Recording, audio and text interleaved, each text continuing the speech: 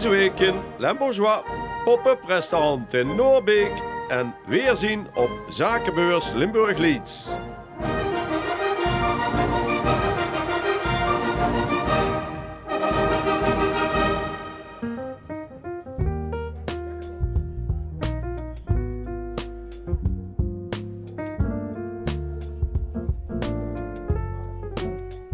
Noorbeek op de kaart. Dat is de tijdelijke naam van het pop-up restaurant hier achter mij in deze boerderij met de nadruk op streekproducten.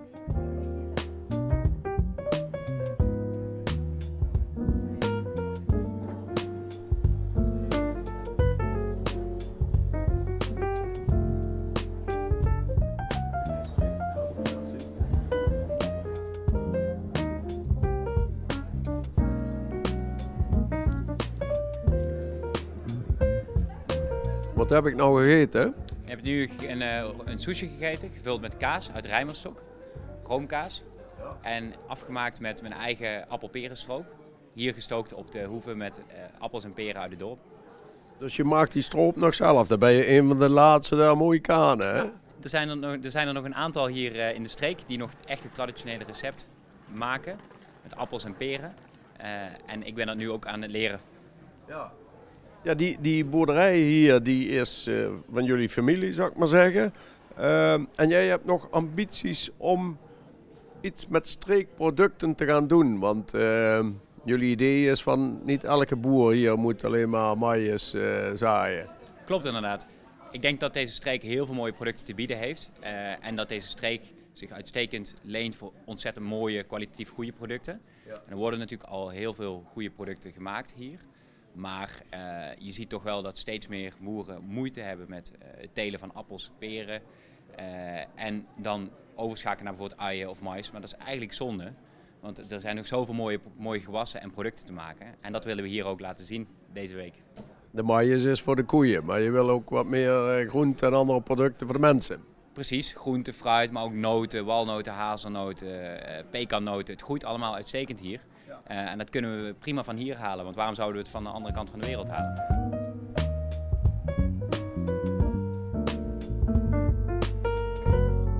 Het eerste pop-up restaurant voor jou. Vorig jaar was het midden in de wijngaard. Ja. En wat ook heel gaaf was. Ja, maar het is veel kleiner. Het is veel kleiner, veel intiemer. Ja, eigenlijk meer wat we gewend zijn bij de Tongense straat. Ja, alleen dan nu op een hele bijzondere locatie. Ja. En waarom Noorbeek? Noorbeek heeft iets speciaals met streekproducten? Ja, Noorbeek heeft een hele sterke visie in hun kwaliteit. Zowel bij de slager, de bakker, maar ook in de wijnen. Hoe ze hier de wijnen maken en hoe ze zelf samen afspreken dat ze een hoge kwaliteit neerzetten en hun eigen keurmerk bepalen. Ja, is echt te gek. Echt fantastisch.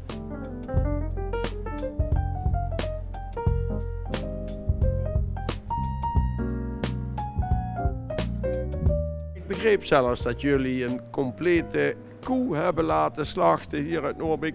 Alleen al voor dit festijn, wat, hoe lang duurde het? 2 weken? Ja, 10 dagen niet eens. Ja. Toen ik met Daniel Nuits, de slager in het dorp, in gesprek was, ik vroeg voor ossenhazen. Toen zei hij, ja Patrick, als je ossenhaas wil hebben voor dit evenement, dan moet ik 50 koeien slachten. Wat moet ik met de rest van het vlees doen? Dus hij heeft me toen ook weer aan het denken gezet. We doen 1 koe en daar gaan we alles van gebruiken. De koe kwam van de buurman. Echt hierachter staan ze nog in het veld. Dus die heeft nog vrij kunnen rondlopen. Die heeft nog vrij kunnen rondlopen.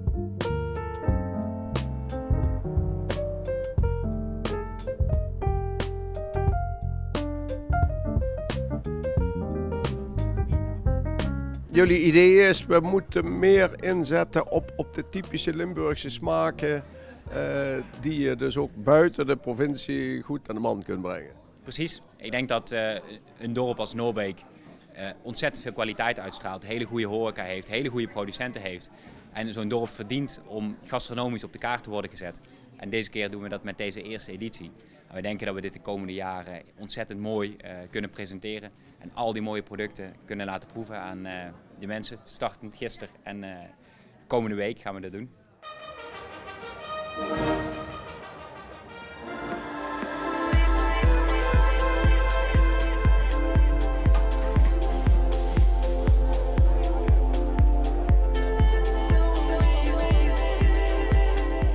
Zakelijk Limburg en de Euregio hebben er meer dan 1,5 jaar op moeten wachten. Maar eindelijk kan het weer, fysiek netwerken. En dat gebeurde op volop tijdens het tweedaagse evenement Limburg Leads.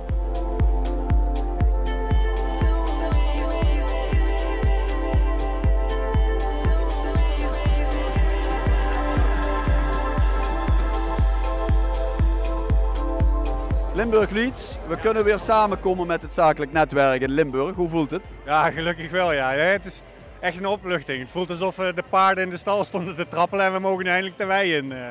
Dus ik ben heel blij dat we als LIOF hier staan en met onze partners gewoon dingen samen kunnen doen, samen kunnen bespreken. En dat het gewoon, ja, je voelt het, hè? Iedereen wil praten, iedereen wil weer bij elkaar zijn. Super georganiseerd, blij dat we hierbij kunnen zijn.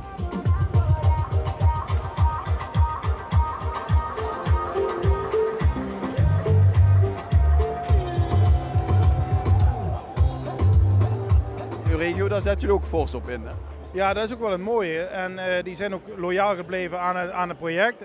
Belgisch Limburg, Nederlands Limburg, een stukje Duitsland en dan vooral Noord-Rijn-Westfalen, Aken en iets verderop. En ja, je ziet het ook terug. Hè. Je ziet Nederlandse standhouders, Belgische standhouders en een aantal mooie samenwerkingen op het evenement terugkomen.